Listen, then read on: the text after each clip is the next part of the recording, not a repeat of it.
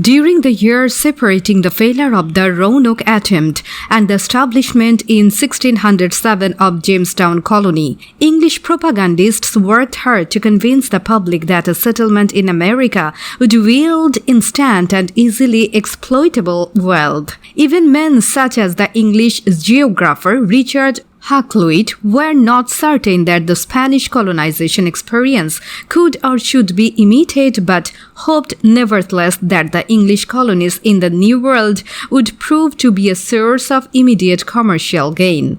There were, of course, other motives for colonization. Some hoped to discover the much sought-after route to the Orient. In North America, English imperialists thought it necessary to settle in the New World in order to limit Spanish expansion. Once it was proved that America was a suitable place for settlement, some Englishmen would travel to those particular colonies that promised to free them from religious persecution. There were also Englishmen, primarily of lower and middle class origin, who hoped the New World would provide them with increased economic opportunity in the form of free of inexpensive land. These last two motives, while they have been given considerable attention by historians, appear not to have been so much original motives for English colonization as they were shifts of attitude once colonization had begun settlement.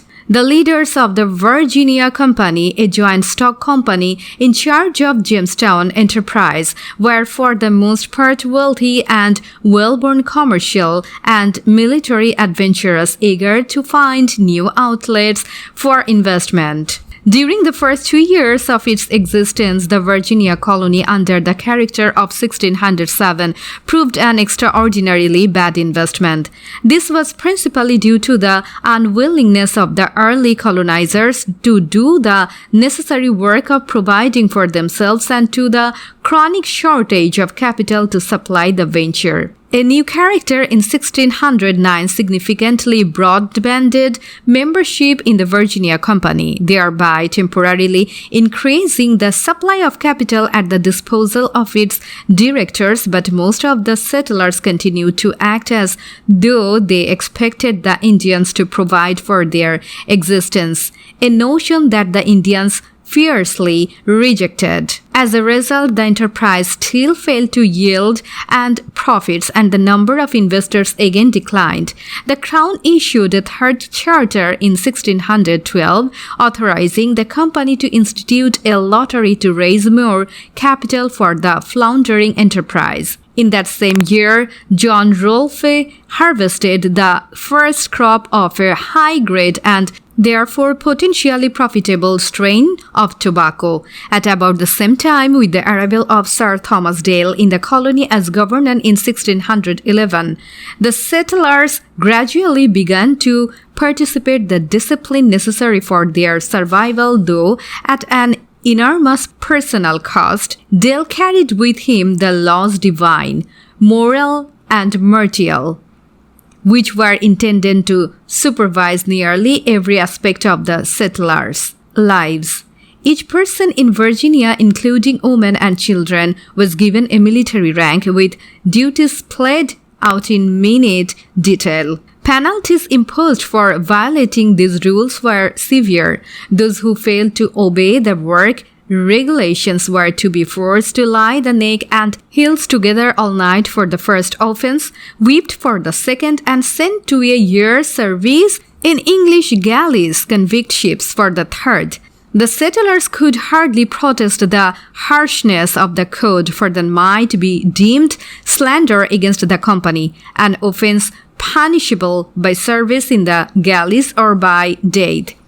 Dale's code brought order to the Virginia experiment, but it hardly served to attract new settlers. To increase incentive, the company, beginning in 1618, offered 50 acres, about 20 hectares of land, to those settlers who could pay their transportation to Virginia, and a promise of 50 acres after 7 years of service to those who could not pay their passage. Concurrently, the new governor of Virginia, Sir George Yeardley, issues a call for the election of representatives to a House of Burgesses which was to convene in Jamestown in July 1619. In its original form, the House of Burgesses was little more than an agency of the governing board of the Virginia Company, but it would later expand its powers and prerogatives and become an important force for colonial self-government. Despite the introduction of these reforms, the years from 1619 to 1624 proved fatal to the future of the Virginia Company.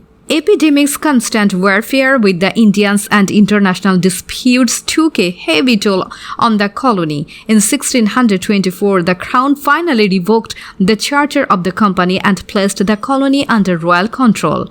The introduction of royal government into Virginia, while it was to have important long-range consequences, did not produce an immediate change in the character of the colony. The economic and political life of the colony continued as it had in the past. The House of Burgesses, though its future under the Royal Commission of 1624 was uncertain, continued to meet on an informal basis. By 1629, it had been officially re-established. The Crown also grudgingly acquiesced to the decision of the Virginia settlers to continue to direct most of their energies to the growth and exportation of tobacco. By 1630, the Virginia colony, while not prosperous, at least was showing signs that it was capable of surviving without royal subsidy. Maryland, Virginia's neighbor to the north, was the first English colony to be controlled by a single proprietor rather than by a joint stock company. Lord Baltimore, George Calvert, had been an investor in a number of colonizing schemes before being given a grant of land from the Crown in 1632. Baltimore was given a sizable grant of power to go along with the grant of land. He had control over the trade and political system of the colony so long as he did nothing to deviate from the laws of England. Baltimore's son, Cecilius Calvert, took over the project at his father's death and promoted a settlement at St. Mary's on the Potomac. Supplied in part by Virginia, the Maryland colonists managed to sustain their settlement in modest fashion from the beginning. As in Virginia, however, the early 17th century settlement in Maryland was often unstable and unrefined, composed overwhelmingly of young single males, many of them indentured servants. It lacked the stabilizing force of a strong family structure to temper the rigors of life in the wilderness. The colony was intended to serve at least two purposes. Baltimore, a Roman Catholic, was eager to found a colony where Catholics could live in peace, but he was also eager to see his colony yield him as large a profit as possible.